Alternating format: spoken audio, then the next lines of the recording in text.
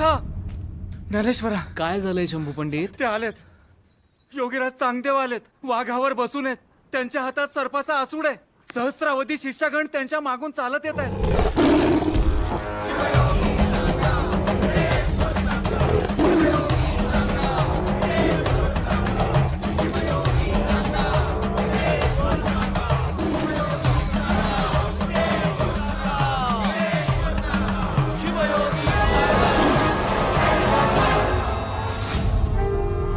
काय हो विसोबा शास्त्री, आली नाहीत ती पोरं? घाबरले असतील, दुसरं काय?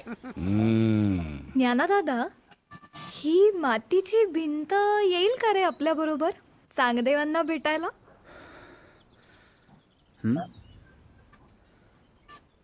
माती माऊली, चलशील?